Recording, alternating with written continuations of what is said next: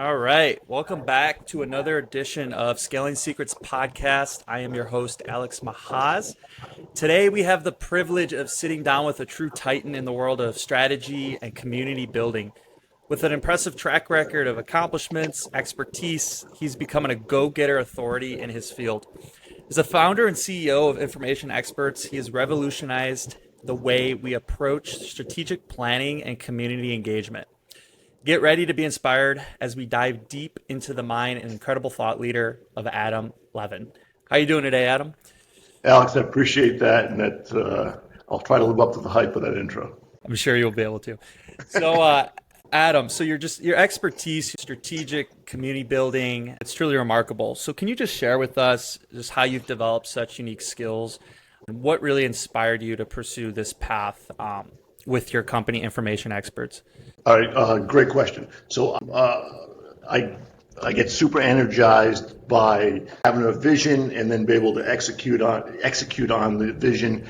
And above all, I love building communities. So I think developed a passion for community building back in college when I ran the Ultimate Frisbee team.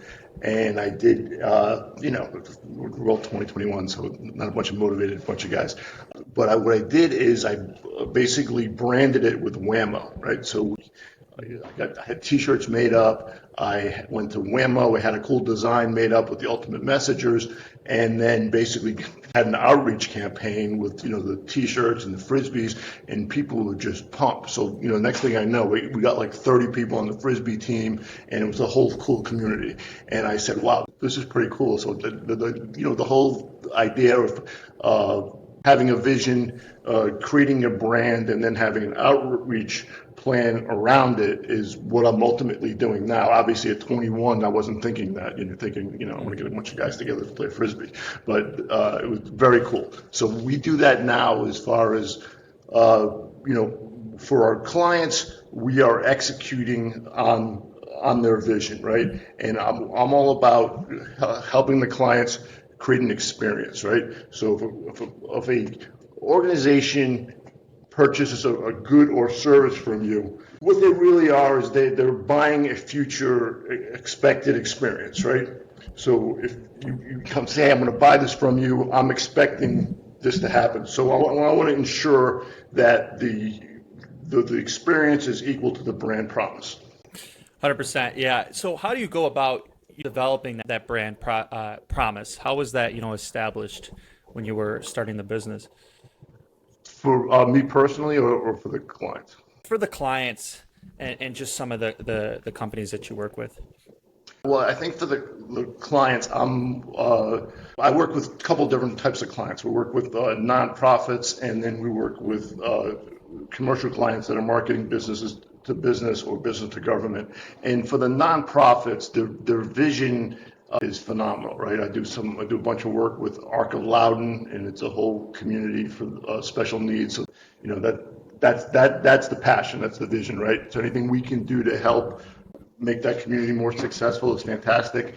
And we also do a lot of work with Tiger Lily Foundation, which helps women of color with breast cancer. They're an advocacy group. So those are mission-driven, passionate organizations, and those speak for themselves. And then I have other clients that are software as a service model where they have something that decreases recidivism. Right, so that's fantastic. I'll get behind that all day. I'm drawn to mission-driven organizations, and we try to find that. That's awesome. Yeah, having a purpose and moving forward, it helps to jump on board with that really easily. Yeah, so like in terms of just being the founder of Information Expert, you've obviously overcome numerous challenges along your journey, just scaling the business. So, what is like the most significant obstacle you faced throughout your career and business, or even in life that took an effect on your business, and how did you overcome that? That's a great question. And everyone's journey is not a straight path, right? There's always going to be significant ups and downs as part of your journey, right? That's the way life is. And I think it's all about, how do you respond to the downs? And also with our company, it's, the company's been in business for 27 years. However, we've gone through multiple iterations depending on the market, right? So a good example, late 90s, early 2000, we were doing a ton of work with telecom companies. However, they all started going out of business. And we had a who's That list of makes who's going out. challenging. Yeah. So you know what? This might not be a good vertical for us. So you had to pivot, right? At one time, we used to do a lot of web-based training. Now we've shifted to focus on digital marketing and providing outsourced marketing services, right? So you have to be able to be flexible and say, okay, this worked in the past. It's not working anymore. I gotta let it go and let's try something else.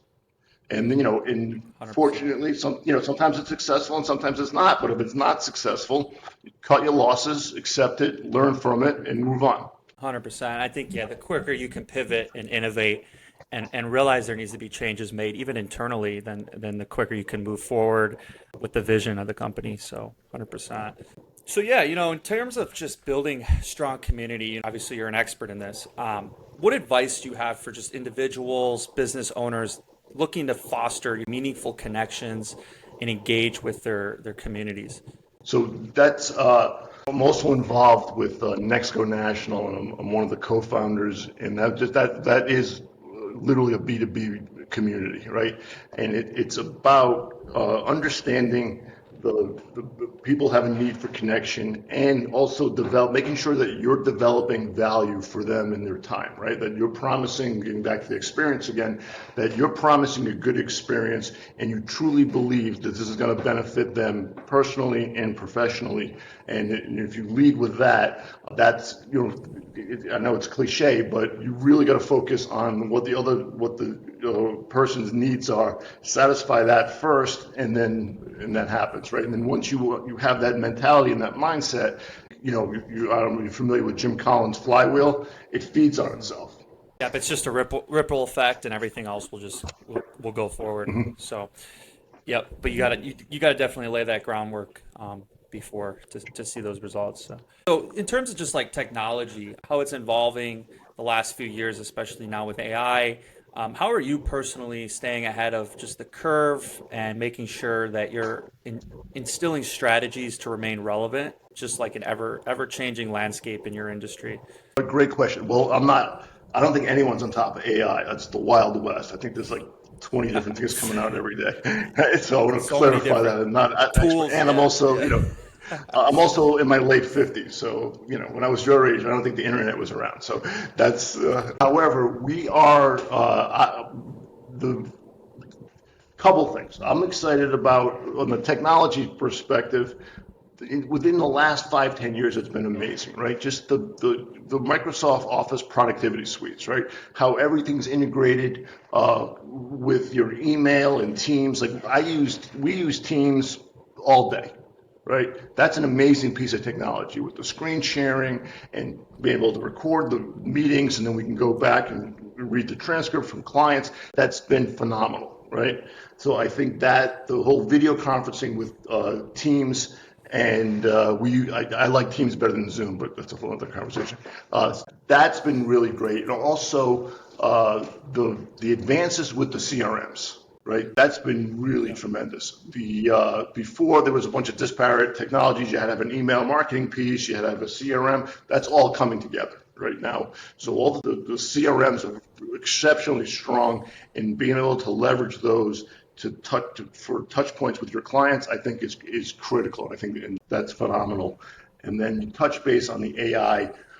We're currently using it for helping with the content development, right? That's really good. You can generate a lot of ideas. You can put in outlines to give it back to you, and then you can massage it, right? I don't recommend, you take word for word where it comes out of it, but it's great for idea generation and helping develop outlines, and it saves a ton of time.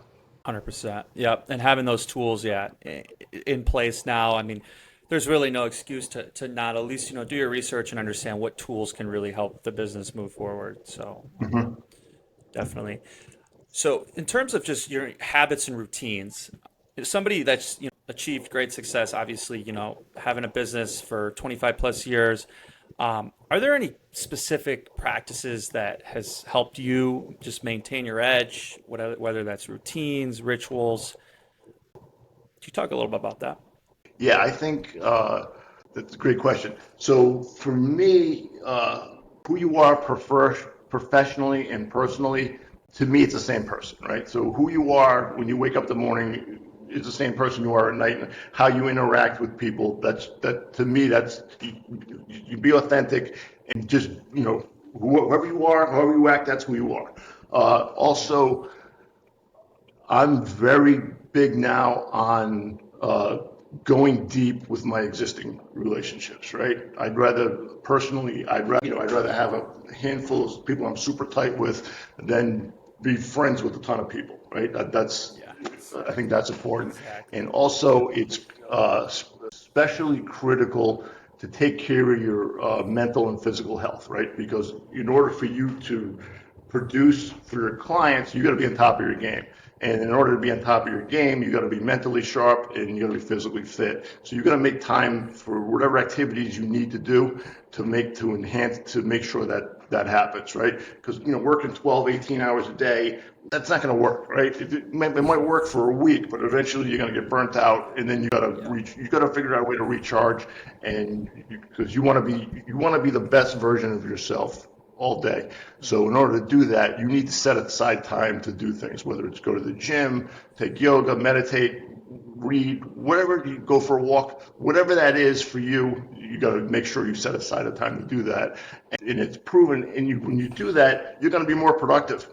100%. Yeah, just like a business, you got to have systems in place, just like with your everyday life. And for me personally, it's always going to the gym early, and that's always a non-negotiable. Whether I'm lifting or just going on a run or just going outside and walking, that sets the Nice. tone for my very first meeting.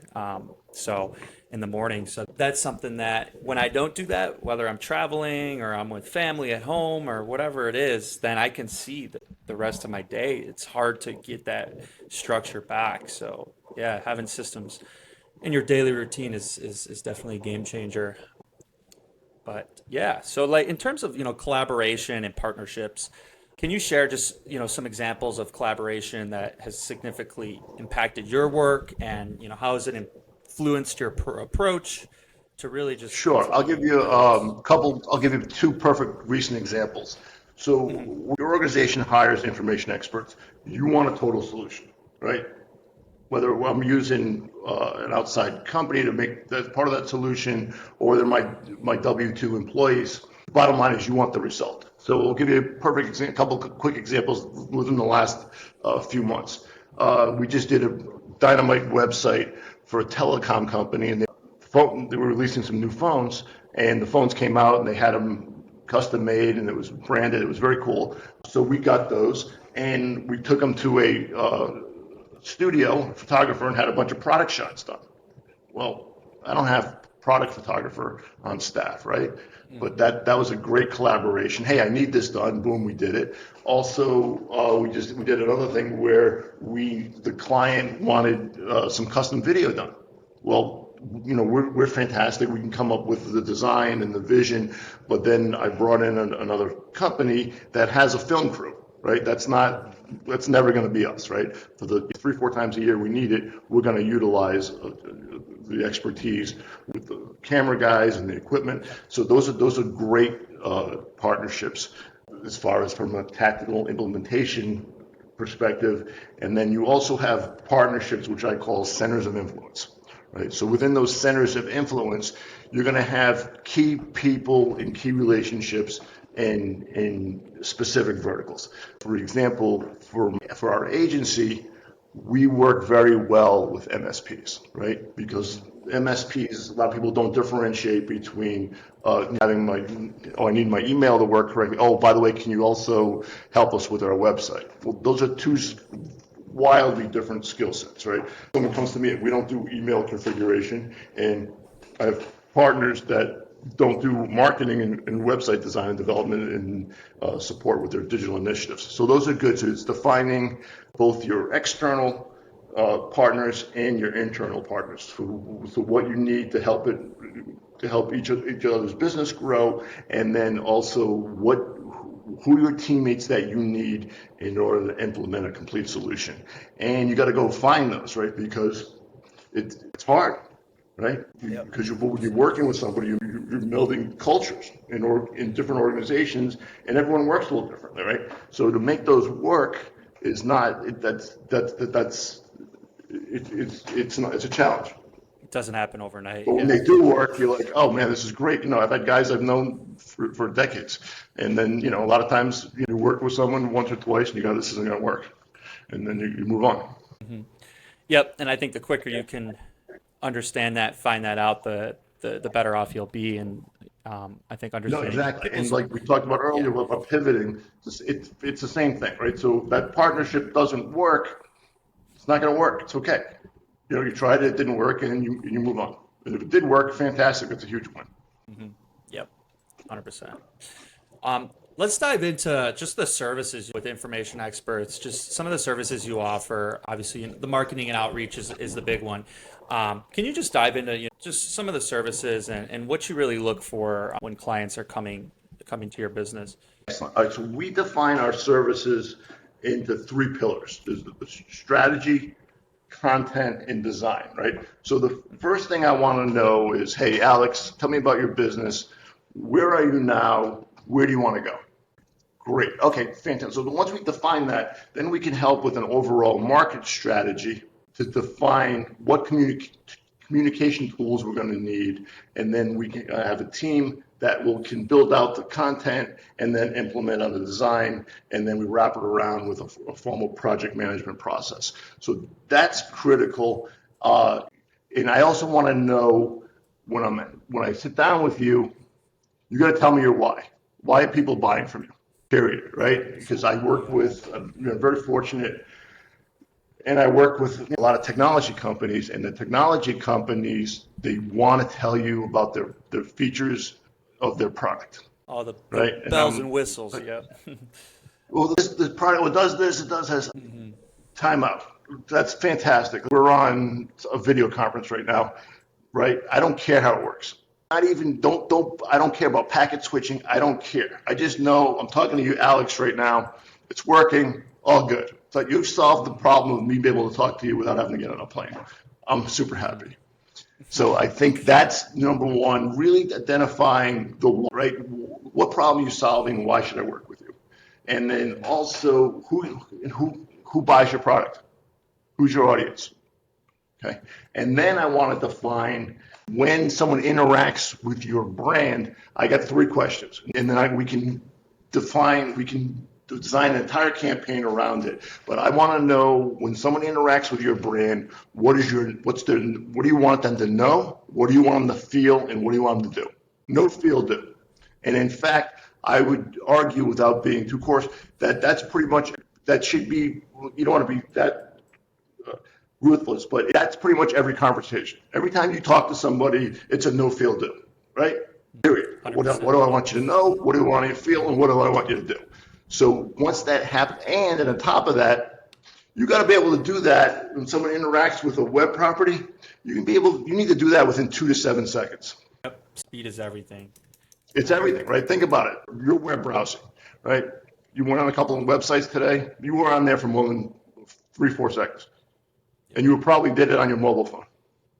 Mm-hmm. Yep. And I think, that the UI experience is really important as well. And being it's everything. Making sure everything works and all the buttons. I mean, everybody is so quick nowadays. Attention span, it's very short. So you got to be able to deliver as quick as possible. So yeah, just going off of that, in terms of the brand development, I know you mentioned the three big keys, with brand development. But, has there been a client, you don't have to drop names or anything, but a client or a company that's come to you and really just had no brand at all? They just basically needed to start building their brand from the ground up. Was there any company like that, or how would you recommend a company like that goes about? Yeah, we've had several, and those are fantastic because basically a lot of clients will have just a vision. They'll have an idea of say, hey, this is who we want to launch this service or this product, and this is where this is who we are, this is where we want to go, but we don't have anything. So let's let's create the experience, right? This is who we are as a brand. These are all the different communication tools we need, and let's map out the entire strategy. So those are a ton of fun. In fact, those are my most fun because it's literally a blank canvas. Yep, building from the ground up. Yeah, it's 100%. I could see that. And as long as the vision's there, they understand the why, then that's when the real fun begins with developing their brand. So, Adam, like a piece, what's one piece of advice that you would give strategics, community builders, somebody that's looking to really make their way into this industry? What are key principles or lessons that you've learned and you believe are really essential for success? I would say know your own personal why and focus on delivering what you do well. And if it's not a perfect fit, have the courage and the strength to walk away, right? And I didn't follow that advice, right? If I could go back and tell my 32-year-old self not to take gigs for money, I would have got laughed at, right? But so I get that. But now as someone who's pushing 60, that's at the end of the day, you wanted it to be a good experience for both parties. And if it's not, then have a good network and refer them to someone who's really going to take care of them, right? So either way, you're going to develop that, you're going to strengthen the relationship. If you can help them, fantastic, but you really got to say, oh, I can help this person. And if you can't, find someone who can. But don't take, my biggest advice is just don't do things just for money. It doesn't work out at the end. At the end of the day, if you factor in all the aggravation and the time, it wasn't worth it. I love that. Yeah. Knowing that if you can't provide specific value to a company or a client, being able to still keep that relationship moving forward and being vulnerable enough to say, I can refer you, but we're not exactly what you need right now. I think it pays dividends and it keeps the reputation of the company as well. So yeah, last question. We'll wrap up here. Just in terms of the future within information experts, where do you like to see the company, let's say, 2 to 3 years from today, and what are some big goals that you're working towards? Great. So 2 to 3 years is far out, but so we're really focused on, we want to continue to go deep and wide with our existing clients. We have found that it's been a win-win for everybody, right? Because we're delivering better results because we know more about the client, we can offer more services, utilizing some of the same resources. So it's a win for them, and it's also candidly a win for us because we're not expending a crazy amount of energy constantly trying to get new clients, right? Because traditionally, the model, the agency model is you go out, get work, you work on the project, then you got to get back on the top of the wheel and find another client, right? So this is just, it's a win-win. So we want to continue to do that, and we want to have controlled growth. So we're probably, like 20% next year would be fine. And we want to continue to find really great people. I've been really fortunate. We've been able to find some superstars, and we want to continue to challenge them and continue to make them happy to be at information experts, and we'd like to find a few more. That's awesome. I love that. I'm really looking forward to see just the growth and the innovation and building out more teams for you. So, but yeah, do you have anything else you'd like to add or say before we wrap up? No, I appreciate the opportunity. I'm available if anyone wants to reach out to me. You can hit my Calendly at calendly.com /A11-2 or email me at a11@informationexperts.com. And I get a ton of energy just, jumping on the phone, meeting someone new for 10, 15 minutes. That's always a highlight of my day. Awesome. We'll definitely get that out there when this goes out. So, Adam, it was a pleasure. It was a pleasure getting to meet you, learning more about your company, and I'm really looking forward to see.